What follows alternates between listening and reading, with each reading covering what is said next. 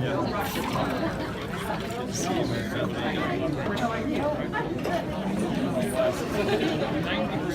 if everyone would be quiet, we'll get started. Okay, welcome you all to Las Fuentes and today's town hall, featuring all the mayoral and city council candidates for this fair village called Prescott. Please join me in welcoming our elected officials, our distinguished guests, and our candidates.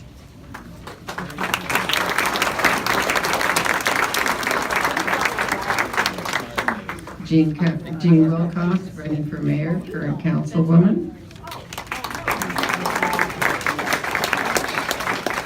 Bill Good, he is a hospital board chairman and running for council. Greg Mangarelli, president, Prescott School Board, running for mayor. Mary Beth Wren, running for mayor.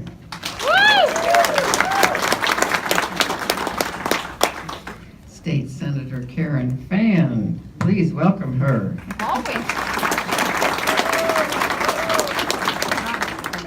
Connie Catelby, running for councilwoman. Dr. Orr, is she here? Councilwoman. Yep. She was here. Steve Blair, councilman and incumbent. Linda Nichols, president of RWOP. Mark Simsmeyer, Yavapai County Republican Committee Chairman. Please welcome him. Thank you, Mark. Golly, have I missed anyone? Oh my goodness, Alexa, come sign in. Please welcome Alexa. That's terrible. And Joe. Welcome.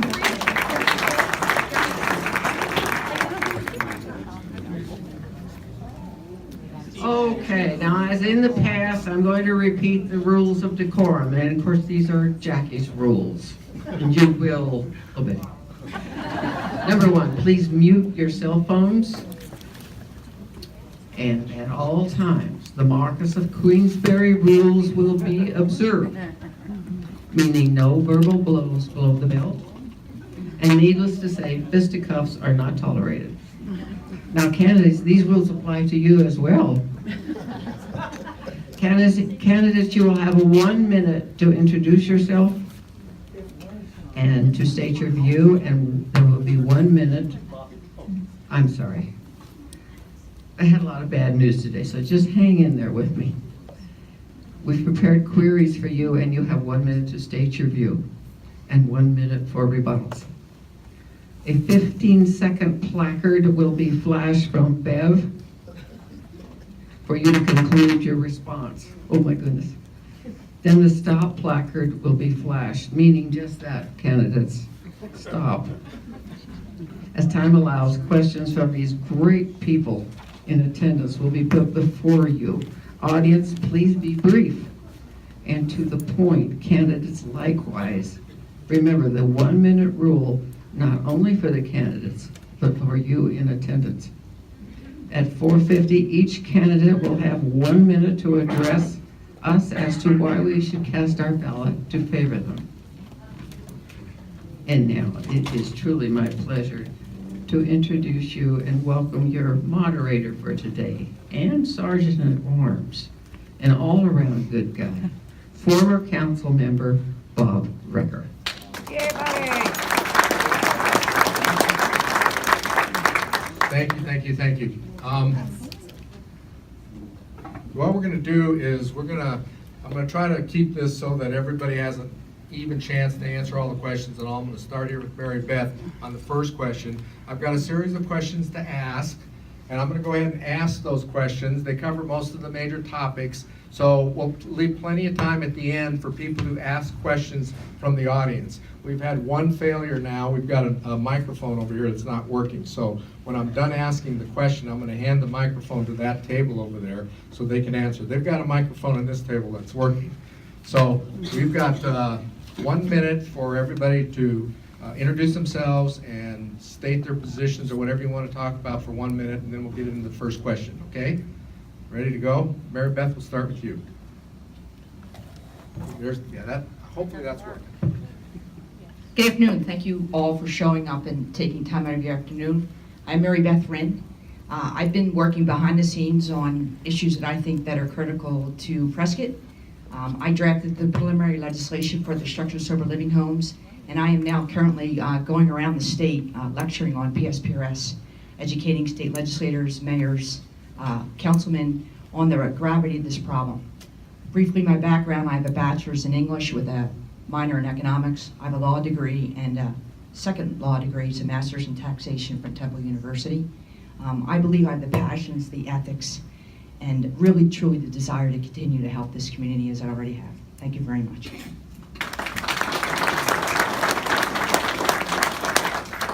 Yes, thanks all of you for being here. My name is Greg Mingarelli, and I'd like to be your next mayor because I absolutely love Prescott, Arizona. I came here in 1995 with my wife, and when we came into town, we were pleasantly surprised by just how friendly and welcoming everyone was, and just the vibrancy and energy downtown really attracted us. We realized at that point, this place is special and we wanted to move here. And so we brought our 2 children at that time and have raised 9 children here in town. And so it's been a great pleasure to do that with great teachers and coaches and mentors. And working here in town, I'm the director of United Christian Youth Camp for the past 22 years, and we've seen lots of great success there. And the business community has been very helpful and supportive. And we found a great church community here in town as well, and that's been a real pleasure. And really all those experiences and opportunities are why I would like to be your next mayor, to make sure that the future residents of Prescott have the kind of opportunities that I've had in town. And so I want to make sure that we preserve and enhance those opportunities. Thank you.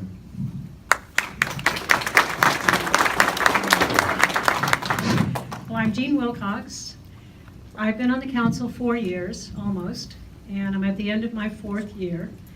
Strategic plan, and I find it to be a very exciting time. There's a turning point in Prescott's history.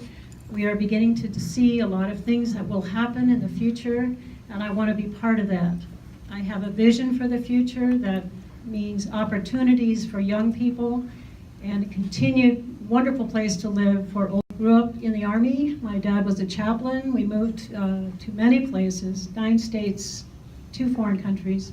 I think the experience of living in many communities is very beneficial, because when I moved here, I immediately wanted to become part of this community and do whatever I could in my life of public service to make it a better place. Thank you.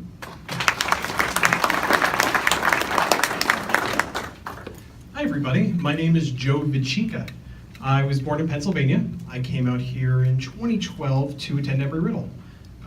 When I was in Pennsylvania, I had a career in banking. Both my grandfathers, were coal miners. My father was a police officer. After Embry-Riddle, I realized that we weren't keeping young people here. My friends and classmates started to move away, and I see that as a problem. I think we need to start keeping them. What I think we can do is target the universities to keep people here, especially Embry-Riddle, and I think most recently at the city council meeting yesterday, I think it proves it. We have the young brothers that want to come back here and bring their business. So yeah, thank you very much, guys. I'm excited to be here.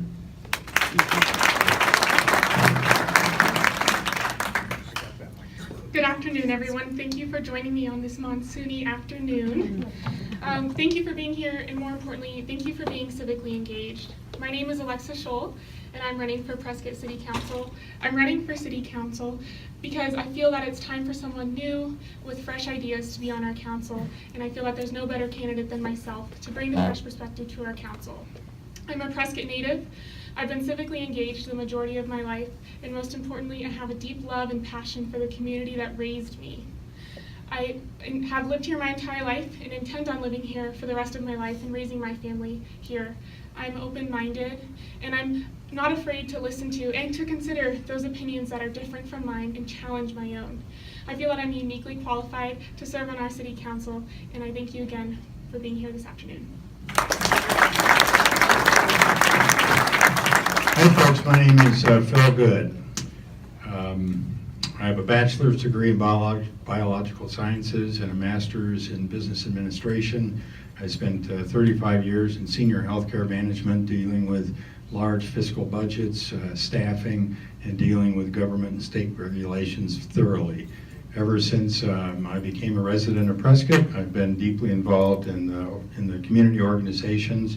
I'm an elected board member for the Central Yavapai Hospital District, so I'm concerned about healthcare. I also serve as the co-chairman of the Mayor's Sober Living Home Committee, so I'm concerned about the condition of our sober living homes in the community. I've also been involved in a variety of other organizations, including veterans organizations. I spent 6 years in the United States Army as a combat infantry veteran in Vietnam. So I've served my country, and I hope to serve the citizens of Prescott. Thank you. Good afternoon. Thank you for coming.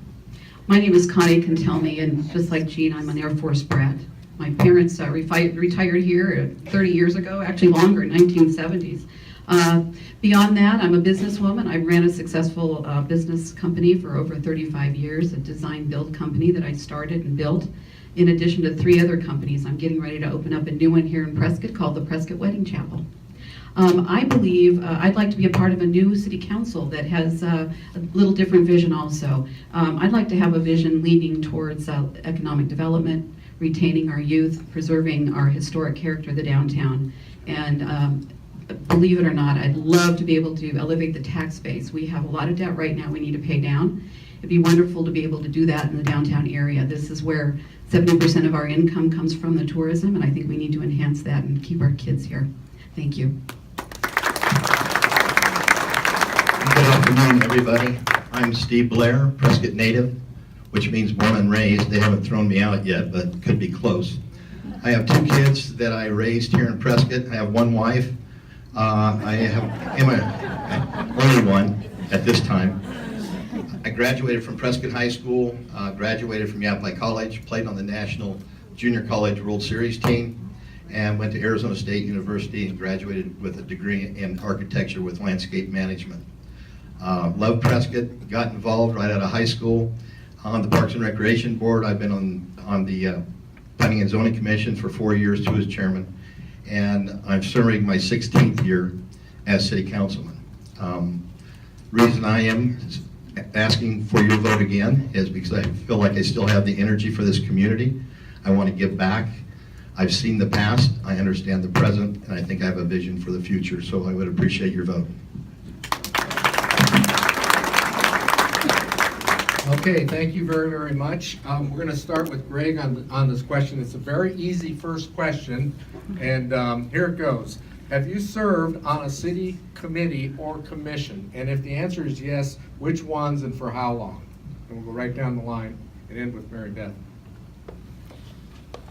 I have not served on a city committee. I do serve on the Prescott School Board, and so I've been on there for 2.5 years. I'm currently the president.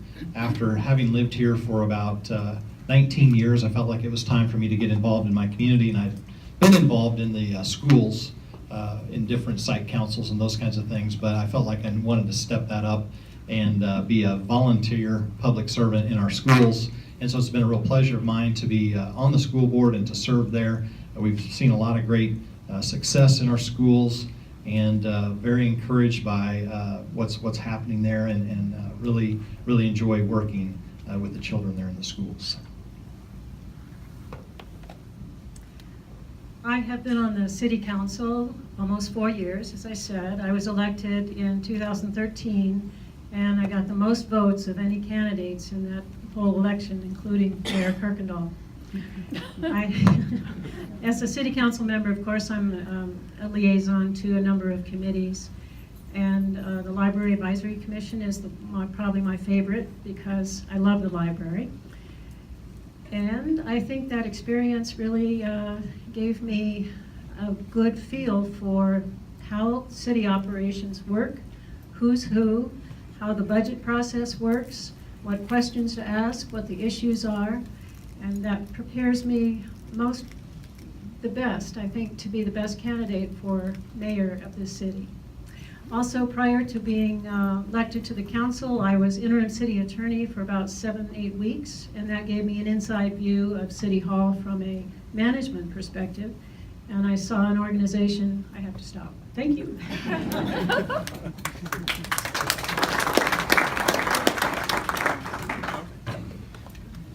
So I have never served on a city committee, was the question? A city committee? Yep.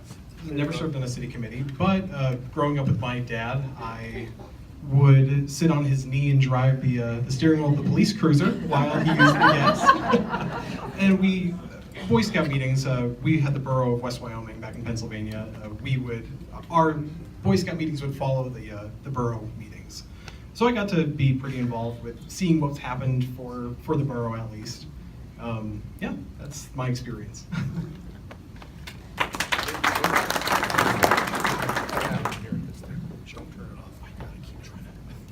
I have not served on a city committee, but my junior year of high school, I was approached by a board here in Prescott, and so I served as a voting member on the Granite Mountain Hot Shots Memorial Partnership, and that was my first introduction into local politics, working with the city and the county. And we are currently in the process of creating a memorial that will be on it'll be on the plaza downtown. And so I've been working on that. And then also last year I was given the honor, I attend Arizona State University part-time, and I was named a Tillman Scholar. And so we study the leadership and life of Pat Tillman, an amazing man that I strive to be like every day.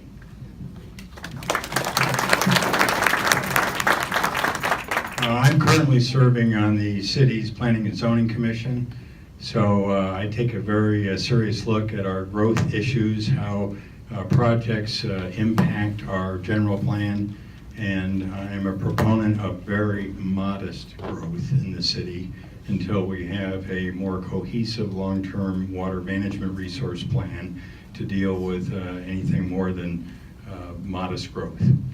So I'm proud to be on that commission. I also am the co-chairman of the mayor's Sober Living Rehab Home Committee, which I think we've done a pretty phenomenal job in reducing the number of rehab homes in the city and their consequential impact on homeless and crime and things like that. We've reduced the number of homes in the city from north of 300 to less than 50. As I mentioned, I'm also on the Central Yavapai Hospital District, which impacts everybody in the city because you're all part of that. And I appreciate the opportunity to serve the city. Thanks. I have actually served on several committees also in Prescott. I was under Mayor Kupendahl. I was on his Homeless Solutions Committee for about 1.5 years. That was a very good committee that sort of opened my eyes and led me into some of the other committees. I also sit on the same committee with Phil, the rehab, the Sober Living Homes Committee. I'm on the Appeals and Advisory Board currently, and I just finished up the Prescott Economic Advisory Committee. So being part of the business community in the downtown area and also a renovationist has given me a firsthand look at what's happening down there, and I'm very happy to be part of that renovation. Thank you. I also, by the way, was a founding member of the Phoenix Arts Committee many years ago, back in the 80s, and was part of renovating the Encanto area down there when I first started out in my business in 1982. So, thank you. Thanks for the question. Excuse me with the mic. I really don't even need the mic, but we'll use it. Starting at a young age, junior in high school, I was appointed to the Parks and Recreation Advisory Board of the City of Prescott. Then I was asked to be on the Charter Review Committee back 2 years later. And receiving my degree out of college, I came back to Prescott, and I was on the Parks and Recreation Board, again appointed. And then after the Parks and Recreation Board, I was appointed to the city's Planning and Zoning Commission for 4 years, 2 as chairman. And then after I did that, I was asked to run for city council. So have I had any civic experience? I would say yes. And I think you know my passion is for this community, and that's why I continue to spend a lot of hours doing what I think is necessary for the majority of people here in Prescott.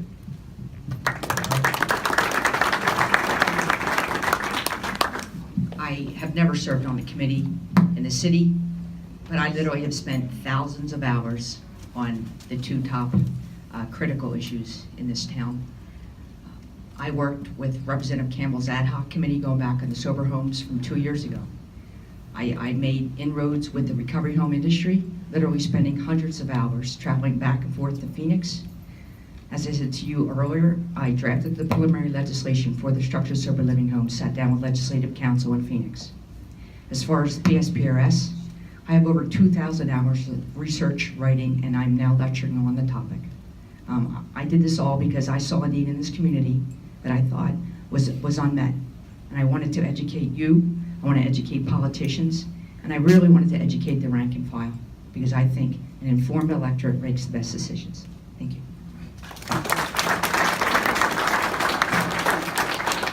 Okay, the next question will start with mayoral candidate Wilcox, and here it is. What is your position regarding areas of the city that are on septic systems? Should the city require these properties to hook up to the sewer? And if the answer is yes, who pays? Good question. It's a question that the council has struggled with in the last 4 years. We call them unsewered areas. They need to be on the city sewer. It's in our best interest that everyone, as many as possible, be on the city sewer, because we need that effluent to recharge our water system so we get more water credits. That's a highly regulated system through the state, but it does mean something important for Prescott. The leaking septic systems that occur here and there are problematic from a health standpoint. Who pays? An individual homeowner cannot afford to hook up to the city sewer. We've been told by various residents that it could cost them individually up to $60,000 just to hook up to the sewer.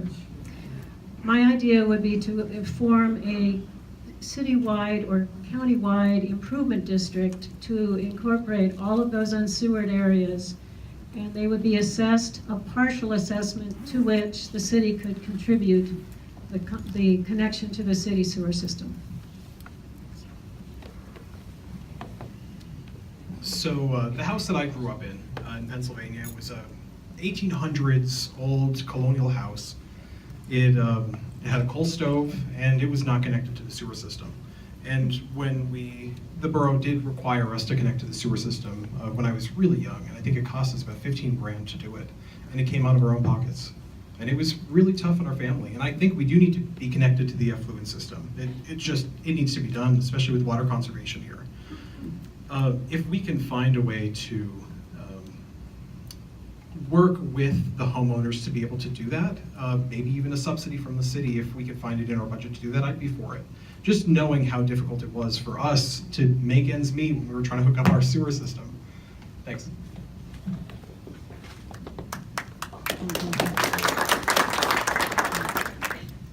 I would agree with both Joe and Jean. We definitely do need to get most, if not all, of our homes on our city sewer. I grew up in a home that did have a septic tank, and we did experience issues and know how expensive it is to be able to hook up to the city sewer, and also just the maintenance of it. So I would agree with them, and also would look into innovative ways of how we can assist homeowners in the costs of connecting to the sewer. Thank you. Well, I'm a big believer in private property rights. If these homeowners bought their homes and have a septic system, I think they have a responsibility to make sure that that's operating effectively. However, I do think that more septic users hooking up to the city sewer would be appropriate.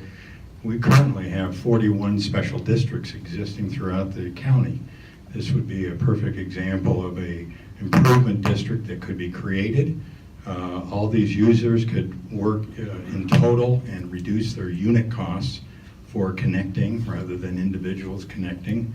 The city might be able to provide some subsidy for that, and I think everyone would benefit. But I don't believe that the city in general should have to pay to subsidize those individuals. So I think an improvement district would be focused on the actual users, and that's the best application of those types of city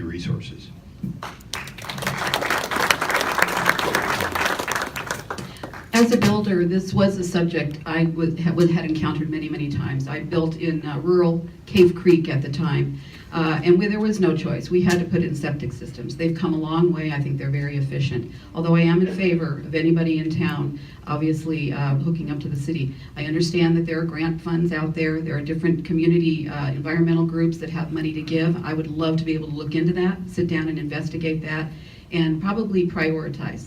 The ones that are closest to the aquifer, I think need to be turned over immediately. The other ones, I think we can put them on a time plan and a payment plan. Thank you. In the past, the city has tried to do this, some 400 plus houses in North Prescott. It gets to the point where you have a lot of people that say, I don't want to do it, and other people that say that they did. From my standpoint, you knew when you bought your property whether it had a septic system or not. You're a taxpayer, you pay the taxes in the city of Prescott, and it is the obligation of the city of Prescott to provide the infrastructure. But it is the responsibility of the property owner to hook up to the system once it is in place. As far as subsidies, there's loans out there, WIFA loans, that are very inexpensive. It can be on a payment situation, a payment plan, and those payments go along with the house. So if the house sells, those indebtedness parts go with the house. So it is the homeowner's responsibility to hook up, but I think it's the city's responsibility to put in the infrastructure. Of course, they've been taxpayers for years, and what did they receive back from it? For sewer? Nothing. So we, the city, have a responsibility.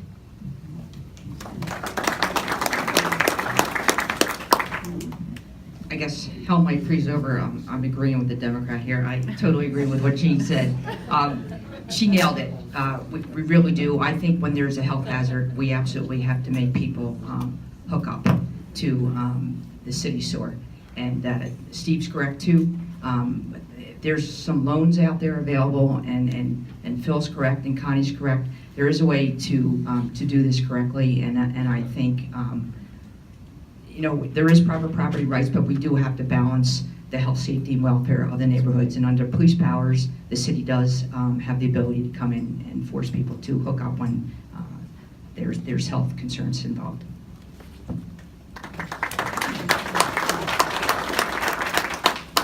Well, I think in terms of essential services, the city does need to provide clean water, take care of wastewater, and police and fire. And so as a part of the wastewater treatment, the city does need to provide that infrastructure to the home. And I agree with Steve on that. I think it's very important that we get as many on our wastewater treatment as possible for that recharge so that we can get more water in our portfolio here in the city. And so I would be in favor of the city getting that infrastructure to the homes, but the homeowner then being required to hook up. And I agree there's lots of different creative ways we can help people do that.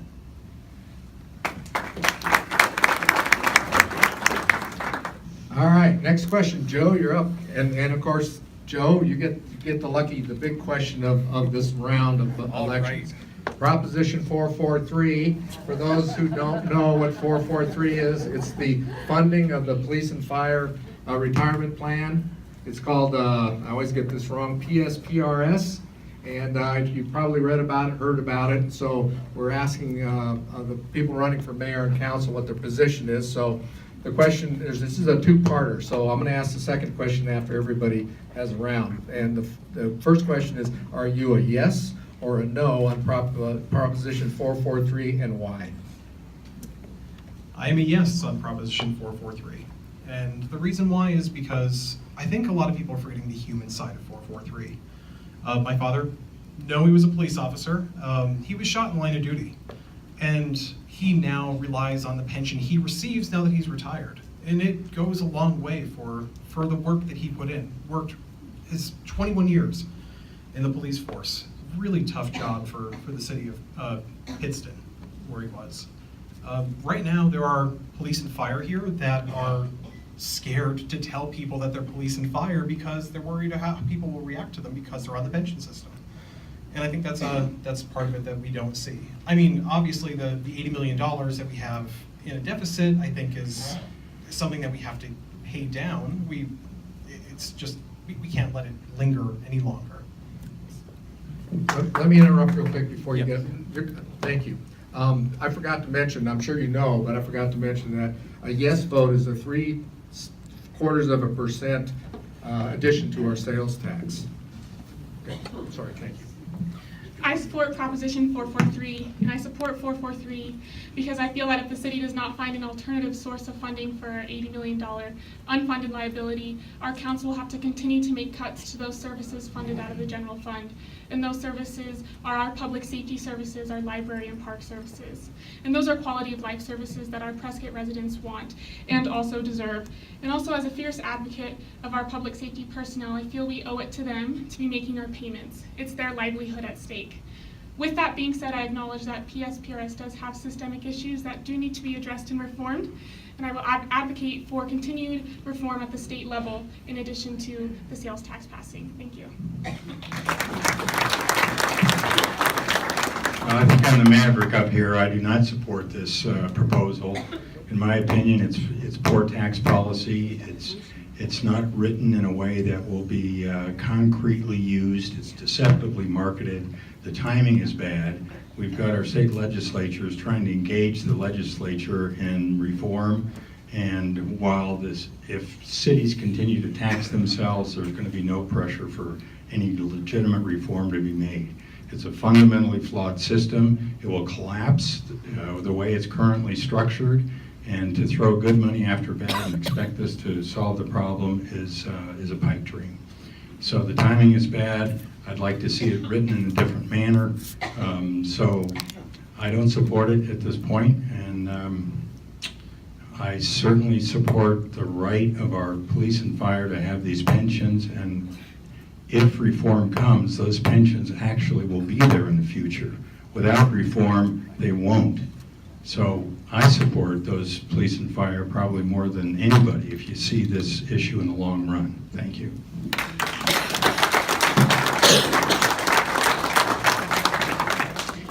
I support the 443 for many reasons. One of the biggest reasons of all is I have a son who's a firefighter.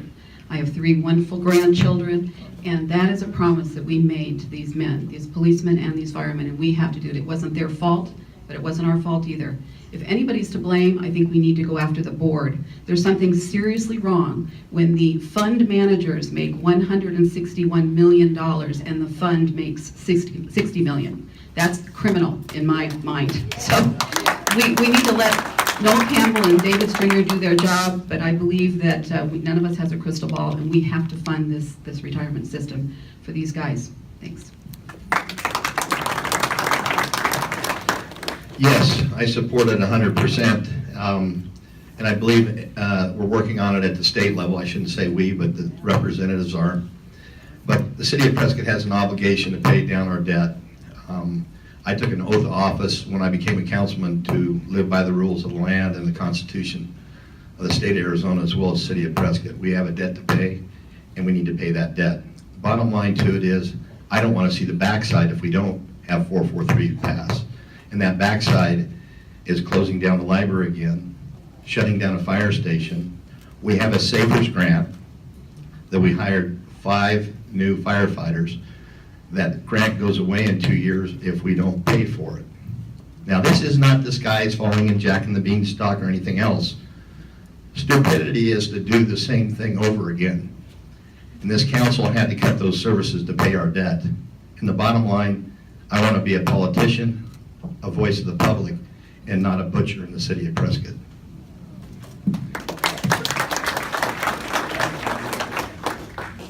I do not support 443 simply because of the way the ballot language is worded. I was an inner city police officer in Philadelphia. I know how hard it is to work that job. I've had guns pulled on me. I've had to work up 20 flights of stairs when the elevator was out in high-rise projects. So I do not deny those officers their pensions. They deserve it. But this ballot language does not guarantee that the money used will be used to pay down the pension liability. And just like Joe said, I am afraid that in several years, when this liability is not paid down, the officers will suffer the wrath of the public. And that's what I'm afraid of. And that's why I'm working hard for structural reform to the system. I do support a tax revenue that would fund the police and fire operations. not this ballot language.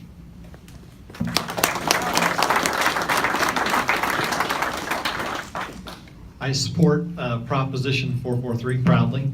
I think we do owe this $80 million. No one's going to pay it for us. We are Prescott. We pay our bills and we pay our debts, and so I think we need to pay this as quickly as possible.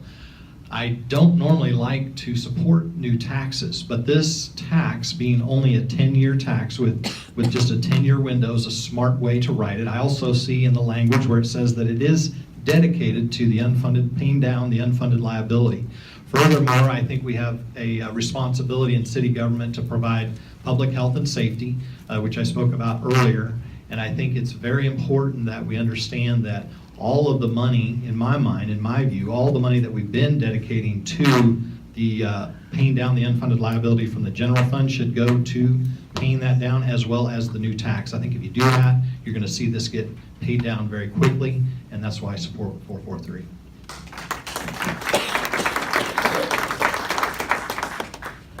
I also support Proposition 443. I was head of the Strategic Plan Committee appointed by the mayor to look at solutions to paying down the PSPRS debt in order to stabilize our general fund. Nobody likes a sales tax, but a sales tax of 3/4 cent is a very small thing to ask of each and every one of us to support our public safety services and other general fund services. The ballot language is very clear. I would ask that you read it when you get your information pamphlet and read it again when you see your ballot the week of August 7th. You'll see that it is dedicated, every cent that's collected is dedicated to paying down the PSPRS. What we cannot guarantee, because we don't have a crystal ball, is whether that sales tax within 10 years will completely wipe out the $80 million debt. But we're going to do the best we can, and we're doing it on multiple fronts. And we need to give the reforms that the legislature enacted a little time to work. And they can only reform prospectively, but will not get rid of the debt that we have. Okay, Lex, are you ready? This is the second part of this question. If Proposition 443 is voted down, what would your plan be? What would you do? What would your plan be if it fails? And would you support a motion for the city to declare bankruptcy? First and foremost, I would not support bankruptcy of the city of Prescott. And if Proposition 443 fails, I would actively be looking for innovative ways of funding grants, public-private partnerships, those types of relationships that we can cultivate in our community to help our city through these tough times. I would hate to see us have to close the library another day, cut more services, or cut funding to our public safety services. So if Proposition 443 fails, I will be actively looking for other ways to continue the services in our community. I also would not support bankruptcy. We're not even eligible to be bankrupt. The city of Prescott has substantial financial resources in its various funds in the city. However, if this does not pass, we do have resources that can be tapped. We have $30 million in a reserve fund in our general account that can be utilized. The city council just a week or so ago agreed that they could tap 11 million of that to use to pay down the liability. That's a good start. They're finally starting to recognize that we have surplus real estate. We're finally got some bids on some property that can help in this issue. And our new city manager has found in the last 6 months about $500,000 in streamlining of our staffing and our management. So I think there are substantial resources. I've even discovered another $30 million that has been consistently in excess in our capital improvement budget that can be tapped through borrowing and some other things. So there's a lot of things we can do between now and the time it ever gets to a real critical position. And that's why I hope that our state legislatures can get some reform in the interim. Thanks.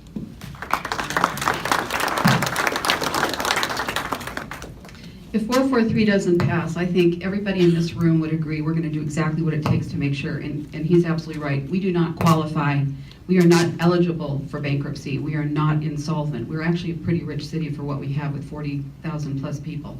So we'd have to do what we'd have to do. We've all been through hard times, and we would do exactly what you would do in your own homes. We're going to have to tighten our belt. I actually am a proponent for pay to play. If we have to close that library for 7 to 10 years, we'll have to do that, for not let people that are going to use that pay for that.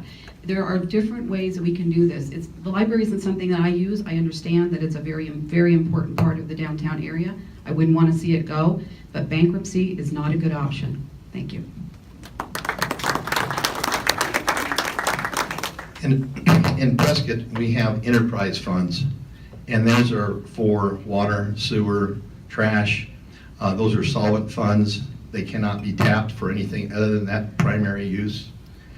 And therefore, they're very healthy funds, and therefore, we wouldn't qualify for bankruptcy even if we wanted to. So when you get down to the general fund's Parks and Recreation, Library, Quality of Life Services, as well as police and fire.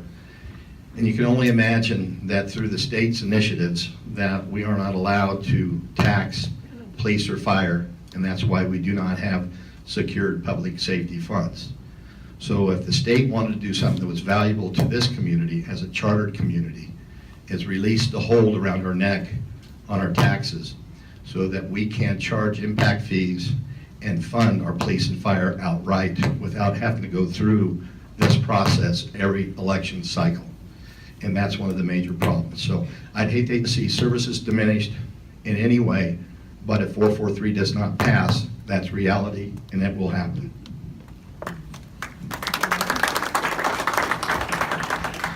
Steve is correct. You have to meet the statutory definition of bankruptcy, of which Prescott does not meet. You can't be insolvent in one area, which is just having difficulty paying your PSPRS bill.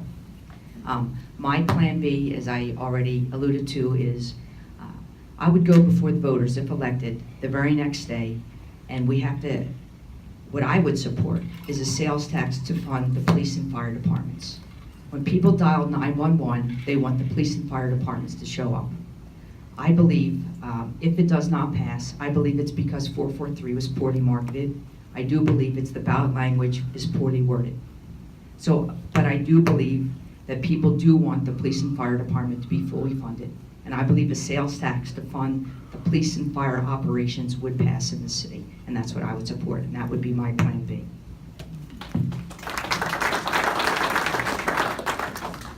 Well, I would not support any kind of bankruptcy, and we're not eligible anyway, as we've heard, but I think, we have to balance our budget, much like we do at home, and so we'd have to prioritize those services that we deem as essential, and make sure those are prioritized and at the highest levels that we could have, but essentially, you're gonna have to cut some services to make sure the budget is balanced, and so there's no other revenue streams coming in if you don't pass Proposition 443, so you'll have to look at your services and cut those services to make sure you balance the budget.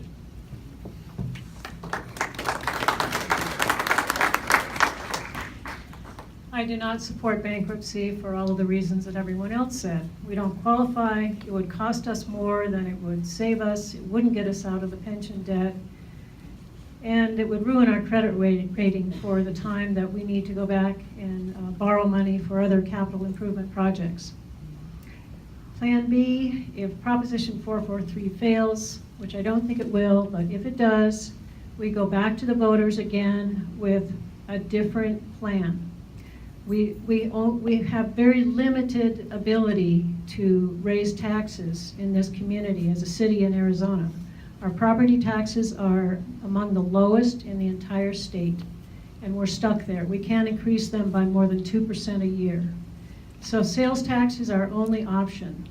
And I agree with Mary Beth, we should take a look at a targeted or specific sales tax for public safety, if that's the most important thing for people. Problem with it is that it limits everything else. So it deserves thorough discussion, but it's an idea worth debating. Thank you. So, big surprise here, but I would not support bankruptcy as well. The truth of it is we couldn't discharge $80 million through, or this $80 million through bankruptcy if we wanted to. You know, if it doesn't pass, we're going to have to make cuts. There are just so many things that we can cut from the general fund. Quality of life services, the library, police and fire, and nobody wants to cut police and fire anymore, or the library. There's a lot of people that want to be able to use the library that can't because they can't make it there on Sunday now. Police and fire, 25,000 calls in fiscal year 2017, 25,000 calls for 68 police officers. Can we cut it anymore? Yes. We're gonna have to. We're gonna have to.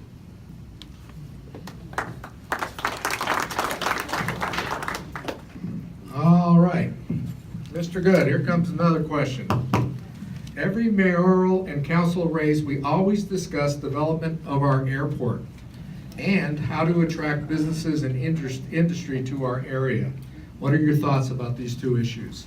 Well, I strongly support upgrading and modernizing our airport. If we expect to have smart growth in Prescott and attract high-tech businesses, cybersecurity businesses, the great valued graduates that are coming out of Embry-Riddle, we need to have an airport that has reliable commuter service. Myself, I tried to plan on moving my business here in about 2010 because I covered 17 different states for the healthcare company that I worked with, and I needed to commute down to LAX, and I thought I had the opportunity to do that, but there were some significant changes in the FAA that took that away. So by expanding and modernizing our airport, we'll have more reliable aircraft, we'll have quieter aircraft. Even the slurry bombers that helped put out the Goodwin fire are too heavy technically to be on that runway. So for that reason alone, we need to upgrade. So there's many good reasons to do it, and we have access to substantial funding through grants and FAA with a very modest investment by the city, and I think it's something I would strongly support. I also am supporting the expansion of the airport. I think it's absolutely something we've got to have, not only for economic development. Again, we've got to remember we have to elevate this tax base. We've got to get more money coming into the city. There is not a good business that can actually function without a good airport. But I want to put a vision in your head. My son, as I said, fought that Goodwin fire down there for 2 weeks. Those firemen were begging for that slurry bomber that was sitting down there on the tarmac in Tucson. We've got to do something. We've got to create a regional airport, and we need those bombers to be here when we need them. That fire could have gotten away from them so easily. By the way, we're number 9, I think, on the national list for a catastrophic fire event. We've got to do everything we can do to make sure. This is a perfect time for anybody that thinks that the airport expansion would not do us good. Just take a look at what just happened here. We've got to have that, so I'm in favor of it. Thank you. I'm definitely in favor of the airport expansion. Right now, we're working on an environmental impact study as we speak. And the next phase after that, excuse me, is to lengthen the runway as well as build a new terminal. That needs to come sooner than later. Over the past years, the City Council gave up 2 huge economic opportunities because we didn't have proper air service. Number 1, we could have had the Cardinals training camp in the city of Prescott had we had airport services. Number 2, we could have had a minor league baseball team here, but because we're removed from the grid, we needed to have a way to fly these folks in and out of Prescott, which we did not have. So the slurry bombers are operating out there on a temporary permit because our runway is not thick enough, it's not long enough. We have just signed a contract with them. We have a public obligation to our citizens to make this airport expansion happen sooner than later, because I don't want to be sitting stuck on I-17 one more time.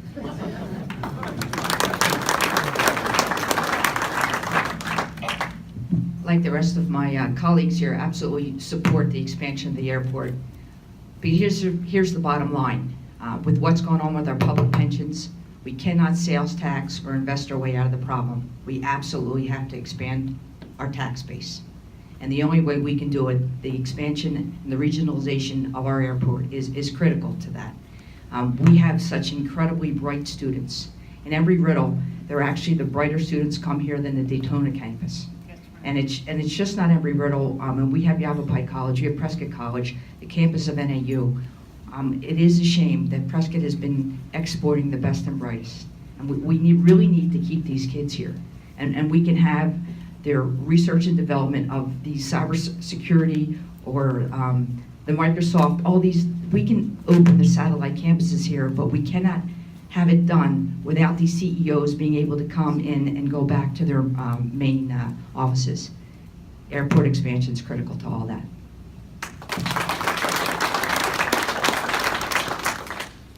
Valdosta, Georgia is a small rural community, and they have a regional jet service. So if they can do it, I think Prescott can do it as well. We've got to make sure that we partner with local municipalities and get everybody to the table. We've got to make sure that we tap into those federal and state resources that are available to us. We've got to lengthen and strengthen the runway as well as improve the terminal. And with the help of Embry-Riddle and their expertise, I think we can get this done in the next few years, and the City Council already has us well on the way. I think in terms of attracting businesses, I would agree that we have some of the brightest students in our colleges and universities right here in town, but they're exported every year. So we've got to figure out a great way to have an incubator in town where we have the resources available for these bright students who have great ideas and dreams, and give them the resources they need to start a business right here in town. And so I see some great beginnings of that with our economic developer here in town already. And so I would very much support trying to keep those students here in town with some sort of incubation. Sounds like we're all singing the same tune. I also support expansion of the airport, but I recognize that the city of Prescott cannot do that all by itself. It is a huge responsibility for the taxpayers in the city to expand the airport. It is true that today, right now, there are federal grants available that could pay up to 90–95% of the cost of expansion, but we don't know if those grants will exist in the future. So what we need to create is a regional airport, and we need statutory authority, Ms. Van, to do that. So I'm going to be meeting with Karen next week to talk about just that. We need a regional airport which encompasses a wider area, the Quad Cities area. Everyone benefits from it. It's absolutely essential that we have the ability to get goods and services and people in and out of our region, because we don't have an interstate and we don't have a railroad. That airport is our lifeline. Thank you.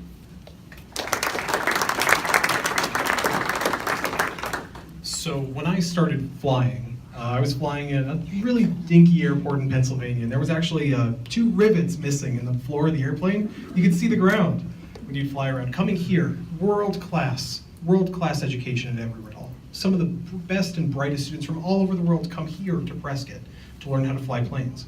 Our airport is already the 34th busiest nationwide and 3rd busiest in the state, and it's the general aviation traffic from Embry-Riddle.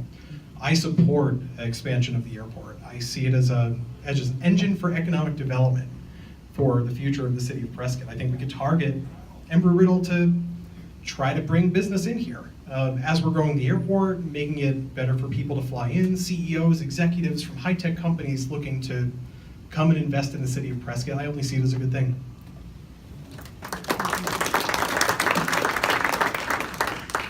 I support airport expansion for 3 reasons.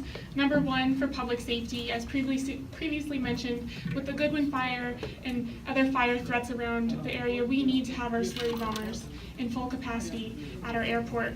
Second, just convenience for the residents who already live here. The I-17 is getting scarier and scarier each day, and I know for me, I'd love to be able to fly to close regions or places in the Southwest out of Prescott. And third, telecommuting is becoming more and more popular in a way to attract young people into the area with high-paying jobs so that they can get where they need to be out of Prescott, and also to attract high-tech jobs and to be able to expand Embry-Riddle and their ability to serve the community. Thank you. Okay, thank you.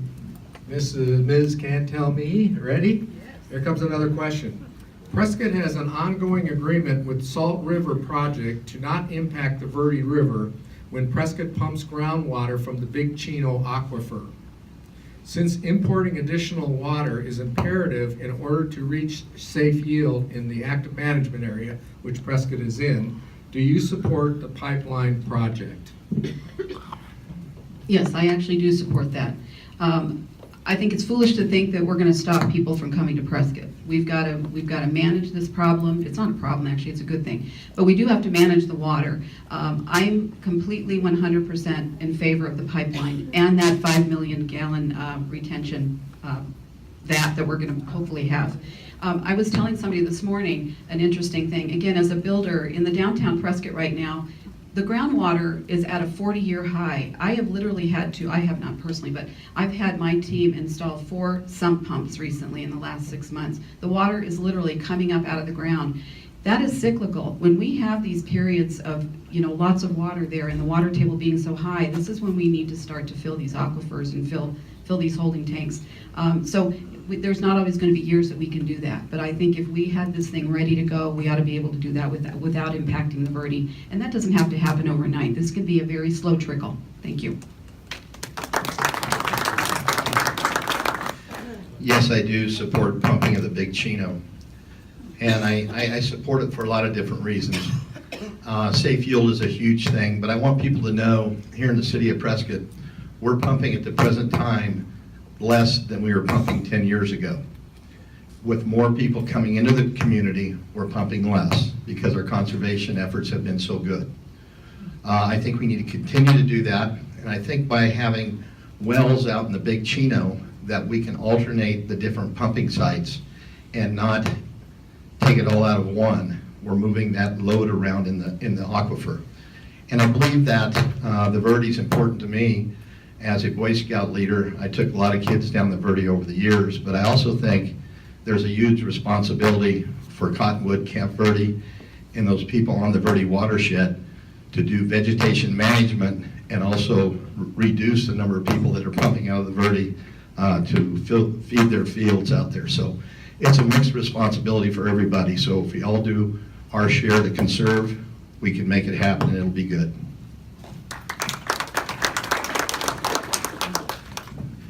I do support the pipeline. Prescott is legally entitled to that water. The legislature has recognized that right. We have the agreement with the Salt River Project that is a $5.5 million study, hydrological study, and that if it shows that we are impacting the Verde, we will make plans to mitigate that. So it will not just, the pipeline will not be built if the Verde River will be impacted. But as far as paying for the pipeline, because I know people always talk about that, how are we going to pay for that? There's always private investors that looking for good returns, and I don't really think that the taxpayers will have to be responsible for paying that. I think we can get private investors to pay for the pipeline. Thank you. Well, the way I understand the Big Chino right now, they're doing a lot of modeling and monitoring of wells out there. And so while I think this is a viable source of water for Prescott, as we know for decades, we've imported water into Prescott from places outside of Prescott. And so this is not a new concept. But I think it's probably a very long-term solution. I don't see this happening in the near future. I think the city has done a great job with conservation efforts. And I think we need to do more in regard to conservation and then also with the wastewater recharge so that we can get even more credits from the state. And I think if we continue down this road with conservation, that we should be able to go many years without having to tap into the Big Chino. And right now we use about 8,500 acre feet in the city of water, and we have a right to 16,000 acre feet. And so I think we've got some time before I have to really get too concerned about pumping from the Big Chino.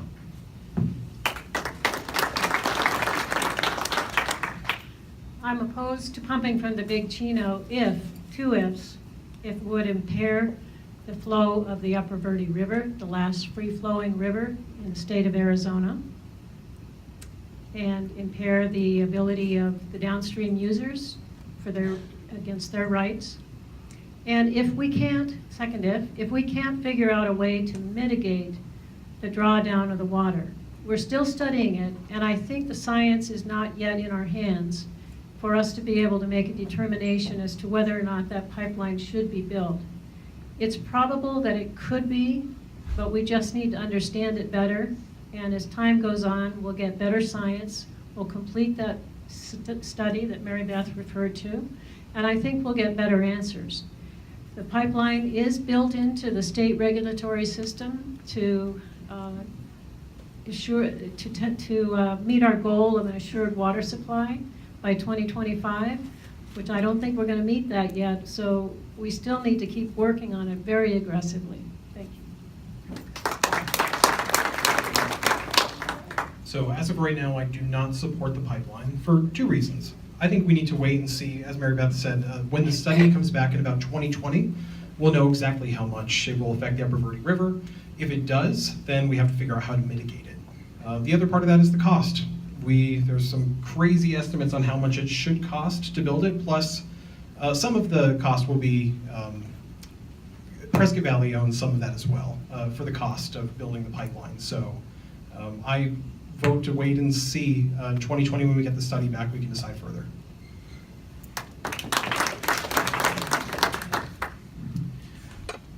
I agree with Joe. I would support the pipeline if the study comes back in 2020 showing that the headwaters of the Verde would not be affected. I think there are ways that we can work on continuing to conserve water here at home before having to turn to the Big Chino pipeline. And I agree with Greg. I think it's a long-term solution, and so there are some steps we can take now in order to try to prolong having to build that pipeline.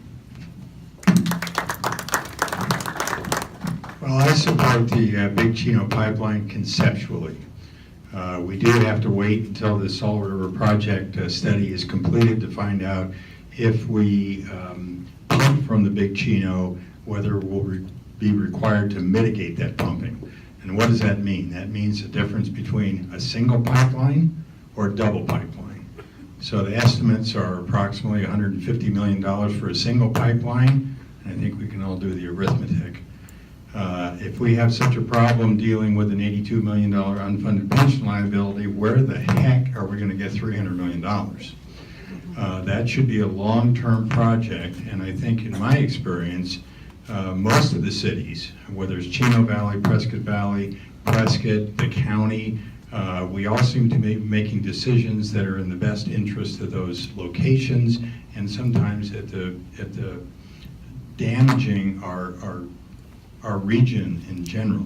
I think there's a case to be made for a regional water authority so that we can put together the best interests of the community and the county and work together to solve this problem instead of working against each other. So we'll have to wait and see what the study comes back and then make the best decision possible. Thanks. Okay, I'm going to change gears here a little bit. I got 2 or 3 more questions, then we're going to come to you folks and ask for your ideas. We're about halfway through, so it'll be good timing. This is kind of a concept question. Mr. Blair, we'll start with you. Recent headlines show that the Gateway Mall transaction has fallen through. Do you think the city has a financial or any other role in this situation? No, I do not, other than making it available out there and trying to bring in people to look at it. It can be the concept of doing something like they have in Nashville, Tennessee, or something like that may work out there. We all know we're getting older. It could be a very beneficial place to have a retirement facility that would be big enough to generate doctor's offices on the same site. There's a lot of things that can happen out there. I think it needs to be marketed a different way. People are shopping through the internet. The big box stores are going away, and there needs to be a new vision of what that piece of property can be in the future. I just don't think it's going to make it as a mall as it sits by itself. There needs to be more of an attraction to people out there. And I think the ability's there, but I think that Prescott needs, through its economic development, is to open the door to people out there that may be interested in changing that venue. But I don't think the city has a liability issue to it. I agree with Steve that the government doesn't have any duty to the private sector as far as that, if he's done a bad job with marketing. Here's a frightening thing with retail sales. We're now on pace to file more bankruptcies now with retail sales than there was in the 2008 recession. And that's the frightening thing with more and more people shopping online. And that's my concern with a community like this that has to depend so much on retail sales. And that's why it is so pivotal that we expand.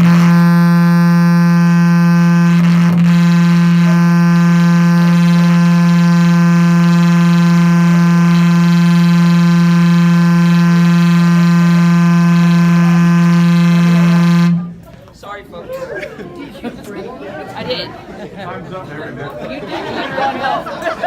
did. I can talk about it. Hello?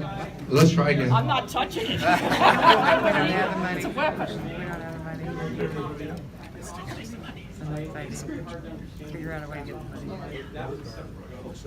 So that's why it's so important that we expand the tax base, and Steve is so correct about thinking outside the box about maybe what we could do there.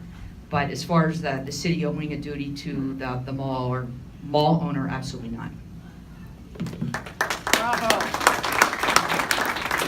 Yeah, the city has no responsibility financially to the mall. I think there could be some partnership role in terms of trying to attract a different type of use out there. I agree with Steve. You got to figure out a different way to attract people, some different services. It's got to be a whole different model. It's an old model that's not working anymore. And so, there might be some collaboration from the city, but no financial responsibility. Not at all. I also agree it's not the city's responsibility to take over the problem of the mall. But I wasn't here on the council when this happened. Steve, you maybe remember, I think the city did invest something in order to get that mall going. And it would be in our best interest for the community to have something repurposed, a good use of that mall that would return our investment. So I'm in favor of giving some kind of economic incentives, if we can afford it, if Prop 443 passes, in order to attract some new businesses and industries into that area. It's a good tax base, and like Mayor Beth said, we do need to keep expanding our tax base. It's a very good structure, and we'll get there. But it is going to involve some city effort to attract and retain businesses. So I don't think the city has a liability to the mall or an obligation to making their payment. It's private. But I think that we could probably attract somebody else to come in here. I mean, I advocate for attracting new businesses. I advocate for attracting new people. I think we only have the opportunity to do more, and that's why I think the airport expansion is such a good thing. Bringing in business to the airport. Where I'm from in Pennsylvania, we had the Wilkes-Barre-Scranton Airport, and it grew from a regional airport to an international airport. And a lot of businesses came in. There's now a UPS facility that's there to ferry goods in between that area and other places around the state of Pennsylvania. And I could see things like that in addition to trying to attract somebody for the mall.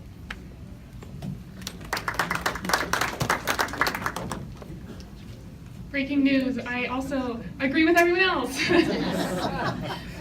The city does not have a financial obligation to the mall. I do think that we could help market and try to bring some sort of business. Maybe it could possibly be a good place for an incubation center for youth or a community center. I think there's a lot of things that we could do with the mall, and possibly maybe some sort of incentive program. We'd have to see what the financial state of the city is when that comes. But the city does not have a financial obligation to the mall. Well, I also agree. There's an estimate that about 25% of all the malls in the United States will close in the next 10 years. There's a dramatic sea change in how people purchase products and services, and malls will be impacted dramatically. So the city really should have a very arm's length to whatever developers want to come in and deal with this or repurpose it. One of the things we can do at the city is make our permitting process much more customer friendly. I've talked to a number of developers. They have a tough time dealing with the people in the planning and permitting department. If we can smooth that out, make it more attractive, streamline the process, then developers who do have good ideas for places like the mall will be more likely to come in and make those investments. So those are things we can do. Thanks. I agree with everybody on the panel. The city has no obligation financially to do this. Although, I'd like to put a plug in for Jim Robb. I don't know if he's here today. One of the best things the city ever did was get a forward-thinking economic advisory team like Jim Robb and his team. What I would do personally as a developer, and I think the city would benefit from this, is I think the economic development department with its statistics should meet with the company, the mortgage company that is marketing this, and they do have to think outside of the box. That's where statistics come in. There is a study I just read, the reason that the Mall of America, has anybody ever been to the Mall of America in Minneapolis? The reason that mall is still surviving is because the people are living there. It's a microcosm of a small city. And if you read the statistics about the millennials and what they want to work, eat, live in the same place. If somebody was really smart as a designer, could pick that mall up for nothing and reconceptualize it with the help of the city, because the city now has somebody that is very forward-looking and not only has these contacts, he might be able to bring some of these potential investors into the city that would help us, again, elevating the tax base. Okay, microphone, Mary, you ready? I don't know if I should touch it. Here's a question. Have you considered a city transportation system? If the answer is yes, how do you visualize funding it? Like a bus route, city bus route? Well, we sort of have one, but I'm very leery of the government and being involved in public transportation. It seems to be a huge money loser. It's every time I talk, someone else goes by. It's very difficult to, and given the situation we're in financially, it is very difficult to continue to operate in the black in the situation. Okay, I'm really so at this point, it's very. I mean, to try and do this with grants, they start in the beginning and then the grants end, and the city is saddled then with having to continue with the bus routes. All right, thank you.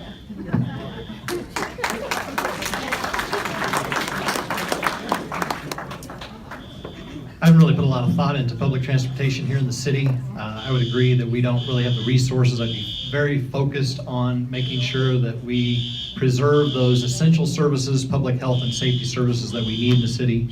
I would love to collaborate with a private entity if they had some ideas and resources and wanted to leverage that in the city. I would love to help work with them and partner with them, but I don't think that we have funding right now in the city to be funding public transportation.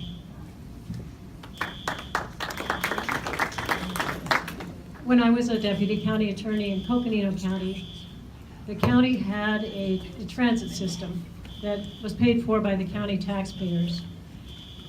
It was converted to a transit district, transportation district, which is a separate taxing district. It has become enormously successful. Their ridership has mushroomed beyond what they expected. People load bicycles on, students go to school on the public bus, people go to work, people go to the bar, come back home on the bus. It is a wonderful way to get around, and I really support doing something similar to that type of transit system here in Prescott, because we need to get people from home to work to shopping. We live in a quad city area, as we call it. Some people live in Prescott Valley, but they work in Prescott, or they work in Prescott, or live in Prescott and work in Prescott Valley. We could get rid of so many cars on the road and save so much wear and tear on our streets if we had a public transportation system as a separate taxing district. Thank you. So millennials love public transportation. We love to be ferried around while we could be on our phones. And if we're talking about any sort of growth, especially by the Deep Well Ranch up by North Prescott, we're going to want a way to ferry people people from that area back down to the downtown area. And it's going to grow businesses down there. We're going to see an increase in our general fund. If we can find a creative way to pay for it and maybe go in it with Prescott Valley and Chino Valley so we get everybody involved in a regional transit system, I think it'd be a great idea.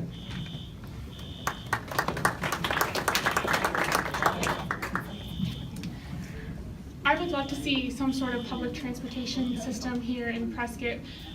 Young people do like to be able to get around and not necessarily have to own a car. I would look into innovative ways or creative ways to try to fund that, maybe intergovernmental agreements, grants, those types of opportunities. I also would like our city to become a little more walkable and bikeable. I think that's a great way to increase people walking and biking instead of driving. And so I think that's something that a little quick, easy fixes that we can do while repaving and those sorts of things.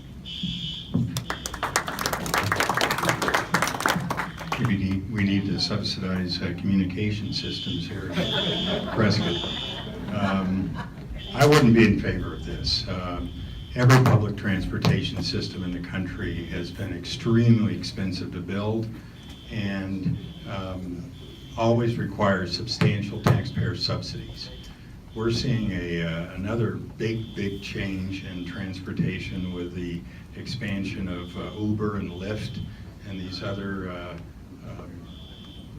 ability to provide transportation that people didn't even conceptualize 5 or 10 years ago.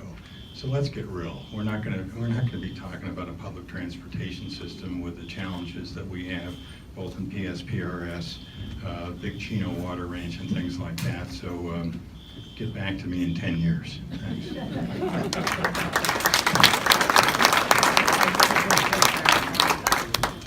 I agree with Phil. I don't think we can afford that right now. That is something a very, very wealthy little city could have, but we just can't have that right now. He's right. There's Uber and Lyft now. The kids all take Uber and Lyft. I'm sure you guys have done that.